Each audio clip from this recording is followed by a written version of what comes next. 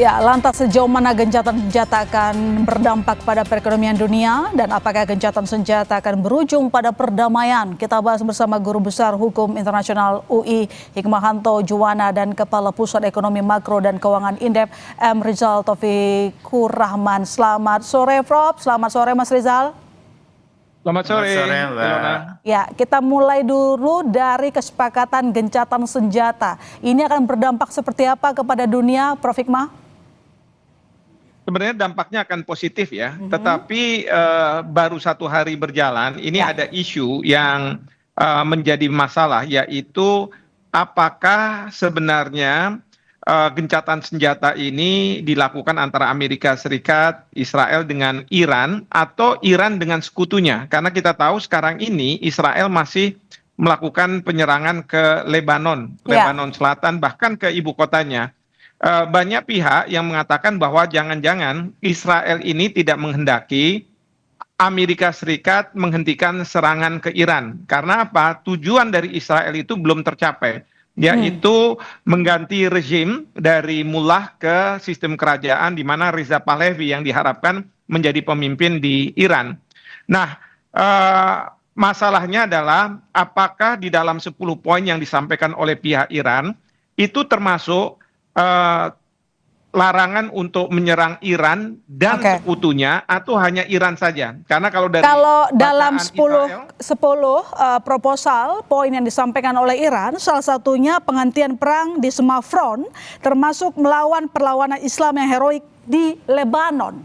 Artinya kan poin ini sudah ada, Amerika Serikat menyetujui, tapi rekannya Israel tidak terima dan tetap mengecualikan Lebanon. Ada apa ini? Masih satu geng atau enggak?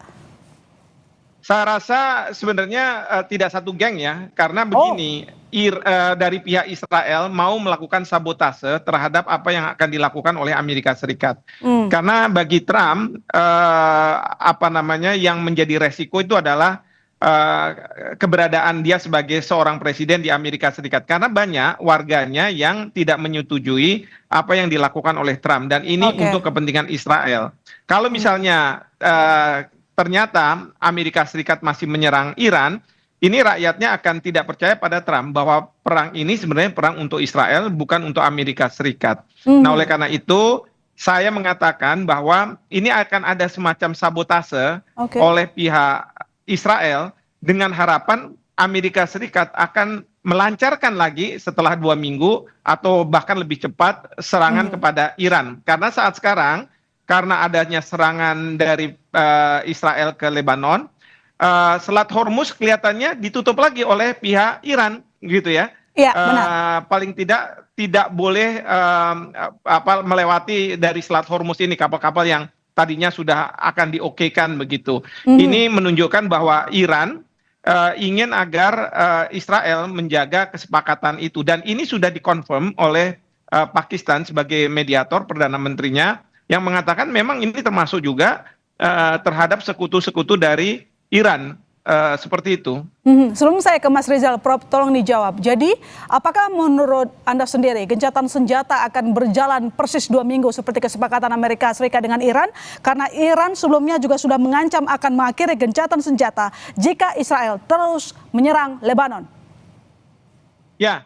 Jadi kalau misalnya soal 2 minggu, ini kadang-kadang Trump itu selalu mengatakan kalau misalnya buat deadline 2 minggu. Kita nggak tahu kenapa, pokoknya 2 minggu. Itu yang seringkali dilakukan. Nah, apakah benar 2 minggu atau tidak, kita tidak tahu. Tetapi yang kita harapkan bahwa upaya ini merupakan upaya Amerika Serikat untuk keluar dari perang ini. Karena sekali lagi, sebagaimana saya katakan, di Amerika Serikat ini rakyatnya tidak menyetujui, bahkan juga para politisinya tidak menyetujui perang yang di Iran yang berkepanjangan. Tapi sekali lagi, kalau misalnya Amerika Serikat tidak ada dan Lebanon terus diserang oleh Israel, ini kan akan membuat Iran akan menyerang Tel Aviv. Nah, ini yang kita tidak tahu apakah Amerika Serikat nantinya akan kembali melakukan serangan balik ke Iran, begitu. Oke, baik. Saya ke Mas Rizal. Sebelumnya menyusul kesepakatan gencatan senjata, harga minyak turun cukup drastis. Tapi ketika penyerangan kembali dilakukan oleh Israel ke Lebanon, harga minyak langsung naik. Memang masih di bawah 100, tapi tetap di atas $97 per barel. Apakah masih ada harapan perbaikan ataupun kestabilan ekonomi di tengah gencatan senjata 2 minggu? Iya, saya kira per menit tadi sudah sampai ke 99 Ya, dolar per barel gitu ya. Dan nampaknya resiko ekonomi ke Indonesia memang agak sedikit turun ya, tetapi belum hilang. Apalagi sekarang naik lagi ya. Karena memang selama ini kan beban dari kenaikan harga ICP juga ditanggung oleh pemerintah, maka tentu akan beban lagi ya terhadap fiskal. Meskipun pemerintah sudah menyiapkan. Artinya apa? Pasar membaca bahwa cash fire ini masih rapuh karena masih beresiko ya. Bahkan lalu lintas di Selat Hormuz juga belum pulih normal. Per hari ini juga Iran akan menutup ya karena Israel masih melanjutkan serangan ke Lebanon. Bahkan ada dorongan dari sejumlah negara agar akses Selat Hormuz ini juga dibuka ya tanpa syarat. Namun tentu konsekuensinya bagi Indonesia jelas ya, volatilitas harga minyak masih tinggi, biaya asuransi dan freight energy juga masih nominalnya cukup besar, dan import inflation juga masih menganga nih ya, dan juga tentu membayangi lewat kanal energi. Jadi meskipun Menteri Bahlil mengatakan sudah mengantongi sejumlah negara sebagai asal impor minyak, tetap tidak begitu menyenangkan hati kita, Mas Rizal? Ya, saya kira memang masih punya resiko gitu ya, meskipun sumbernya bukan lagi dari Selat Hormuz katakanlah secara mayoritas, ada alternatif-alternatif, tetapi tentu kan kita negara yang sangat tergantung kepada stok ya, kepada kelancaran dari importasi gitu. Artinya apa?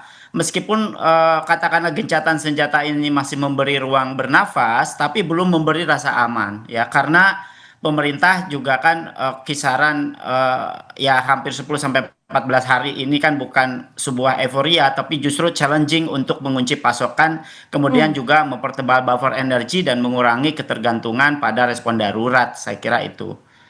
Dan yang kita tahu bahwa Selat Hormuz ini kembali ditutup setelah ada penyerangan dari Israel kepada Lebanon, dan juga memang tetap akan dikenakan tarif Selat Hormuz 34 miliar rupiah tetap berlaku katanya, Prof. Jadi apakah posisi Iran sebagai otorisasi dari Hormuz ini tidak melanggar ketentuan internasional, Prof. Hikmah?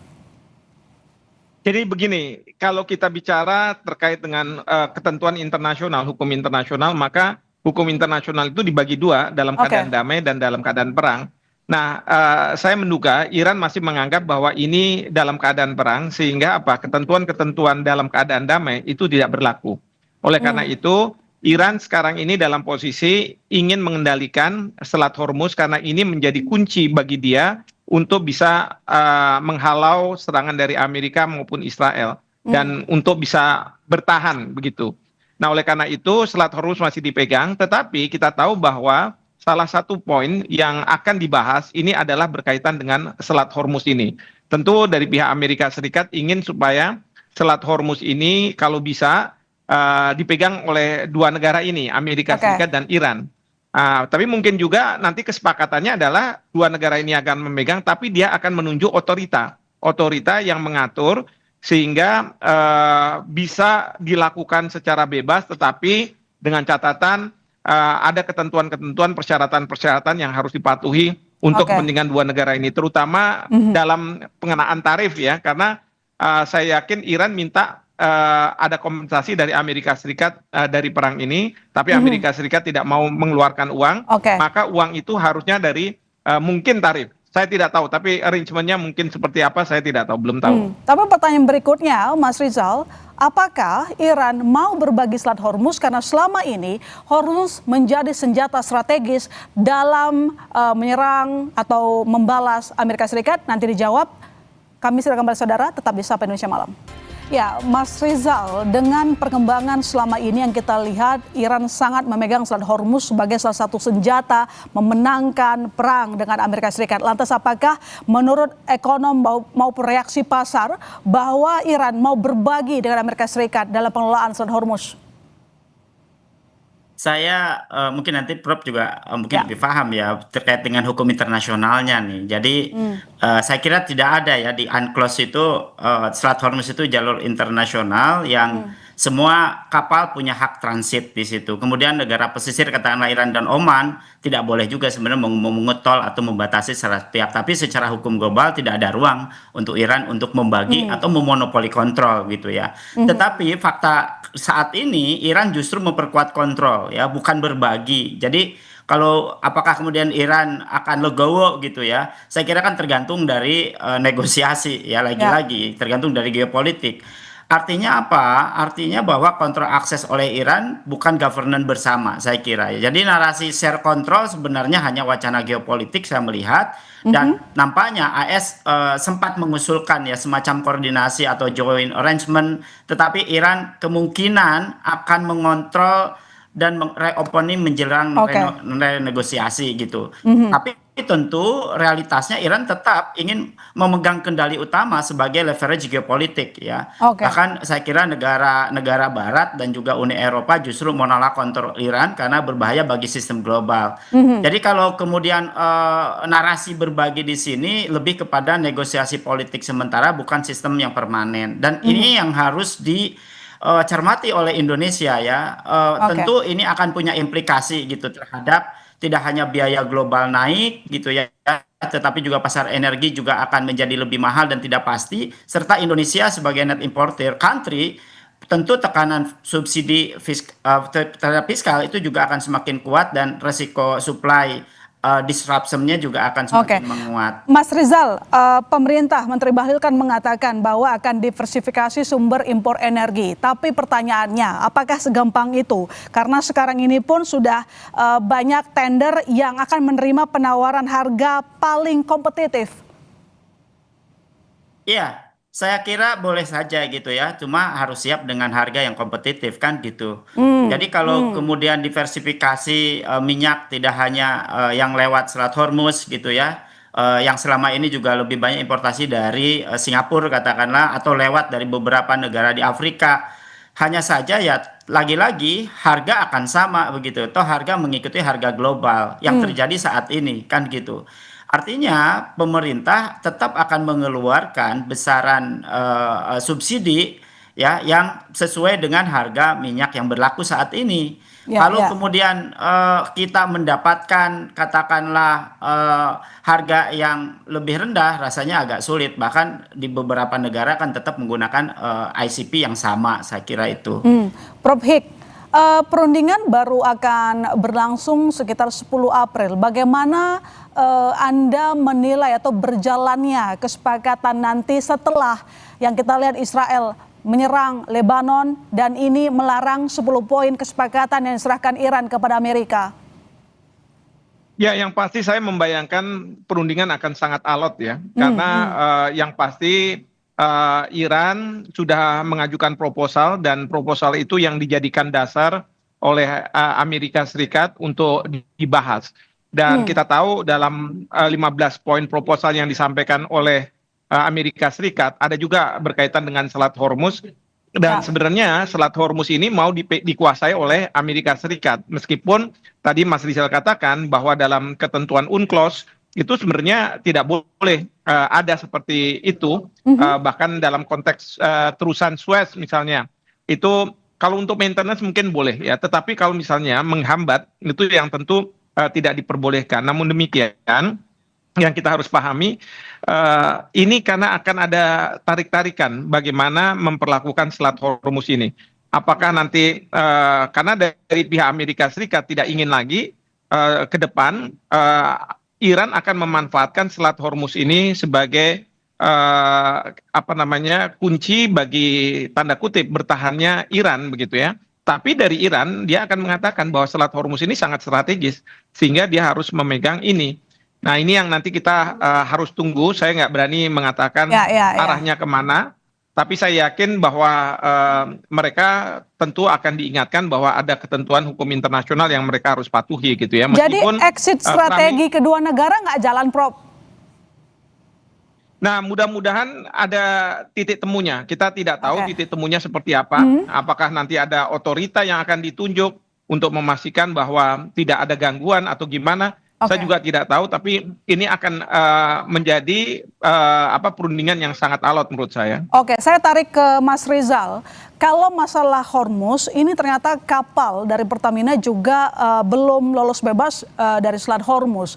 Nah, ini bagaimana dampak ketahanan energi kita kalau belum ada jaminan sampai ke Indonesia? Ya, berkaitan dengan katakanlah ya memang lagi-lagi karena kita net importer ya mau tidak mau kan kita harus mengimpor kan gitu ya dari apa namanya sentra-sentra produksi terutama di beberapa negara yang memang tidak lewat Selat Hormuz katakanlah. Hanya saja apakah itu kemudian terus-terusan begitu ya. Rasanya juga kita mesti mendeliver sumber energi ini juga dengan memanfaatkan produksi dalam negeri, mengoptimalkan apa namanya produksi dalam negeri termasuk diversifikasi energi. Tapi kalau kemudian kita bicara terkait dengan ini kan ramai juga nih dua kapal ini ya Pertamina Pride dan Gumsunoro ini. Ini kan juga memang hingga saat ini kita juga masih menunggu begitu ya. Dan ini tentu bukan solusi saya kira untuk jangka panjang ya. Ini solusi jangka pendek kalaulah mereka bisa masuk gitu ya, apalagi kan rutenya tidak rute Selat Hormuz kan lewat mutar begitu ya ke atasnya kan kira-kira gitu. Nah jadi memang dua kapal ini saya kira dalam konteks traffic di Hormuz ini juga menjadi indikator gitu bahwa normalisasi pasokan global yang belum otomatis berarti normalisasi pasokan Indonesia juga belum aman begitu. Artinya kalau kemudian dua kapal ini katakan kalau dua kapal ini ya adalah merupakan sinyal kerentanan logistik kita bukan sekedar isu teknis pelayaran gitu ya. Artinya apa? Artinya Indonesia untuk menjaga keamanan gitu ya dari energi khususnya minyak, maka ini menjadi sangat strategis untuk mencari solusi selain importasi lewat Selat Hormuz dan diversifikasi melalui negara-negara lain. Saya kira itu. Ya, Prof. Hik, menurut Anda sendiri, kenapa dua kapal Pertamina belum lolos dari Hormuz, pihak Indonesia masih terus melakukan lobby Iran? Ada apa menurut Anda? Ya, saya tidak tahu persis ya, tapi kalau saya boleh menduga-duga ada tiga hal. Pertama, karena kapal itu kan bukan berbendera Indonesia. Yang saya ketahui itu berbendera Panama dan satu lagi saya lupa. Lalu yang kedua pertanyaannya adalah apakah Iran mengenakan tarif tertentu untuk supaya bisa keluar. Yang ini mungkin juga bagian dari negosiasi. Dan yang ketiga ini berkaitan dengan masalah-masalah yang sifatnya teknis di lapangan yang saya sendiri juga kurang tahu yang membuat dua kapal ini belum bisa lewat karena kita tahu kapal-kapal dari Cina itu sudah lewat. Prof. Hik? Ya. Ya, tapi Prof, lantas kalaupun nanti kita menuju ke meja perundingan lagi di mana ada kesepakatan mencapai kesepakatan gencatan senjata, kira-kira pihak mana yang bakalan alert, Prof? Amerika atau Iran? Ya, yang pasti Trump sudah mengatakan bahwa Iran ini adalah negara yang tentu akan sulit untuk bisa ditaklukkan ya. Jadi nantinya ini Iran yang akan bertahan terus, meskipun kemarin ini terkait dengan Selat Hormuz kan ada rencana resolusi Dewan Keamanan PBB yang membolehkan negara untuk bisa menembus Selat Hormuz dengan kekerasan, walaupun itu akhirnya dibatalkan, tidak diveto ya, tidak jadi resolusi. Nah, dalam konteks seperti ini, Iran tahu bahwa masyarakat dunia itu sangat tergantung pada Selat Hormuz.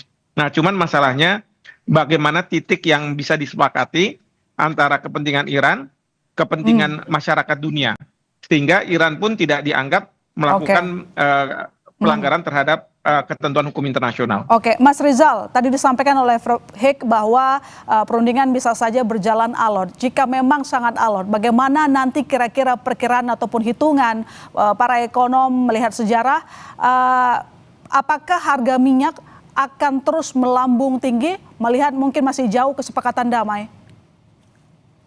Ya, saya kira tentu ini punya implikasi ya terhadap harga minyak. Karena alot itu rasional karena masing-masing memegang nilai tawar tentu saja ya. Apalagi Iran sekarang dari sisi militer juga sangat kuat, bahkan punya penguasaan di Selat Hormuz, dan tentu ini bukan saja dari sisi geopolitik, tetapi dari sisi ekonomi. Ya. Tentu tawar-menawar ini, proses tawar-menawar ini pasti negosiasikan bukan hanya harga barang, ya, tetapi akses energi, keamanan, jalur pelayaran, pengaruh regional, termasuk juga mungkin kalau saya istilahkan dalam ekonomi itu cost of the escalation gitu ya. Dan ini tentu akan berpengaruh terhadap harga energi maupun tentu harga-harga barang. Nah, untuk itu maka dampaknya tentu volatilitas menjadi concern begitu ya. Bukan hanya harga minyak di leverage terus akan volatil gitu ya, tetapi juga resiko premi juga akan semakin mahal, bahkan pasar sulit untuk pricing resiko secara stabil, dan ini menciptakan uncertainty baru ya yang terus harus dibayar oleh negara net importer seperti Indonesia. Dan implikasi bagi Indonesia tentu perundingan yang alot berarti biaya energi tidak turun dengan cepat ya, resiko keterlambatan pasokan juga tetap tinggi, kemudian APBN tentu akan menghadapi tekanan yang berkelanjutan, serta inflasi dari satu sisi logistik dan juga bahan baku semakin tinggi gitu harganya. Dan Indonesia memang dalam posisi bukan lagi price maker, tapi price taker dan risk absorber. Nah, itu saya kira, Mbak. Baik, terima kasih Mas Rizal, terima kasih Prof. Hikmawanto telah bergabung di Sapa Indonesia Malam. Sama.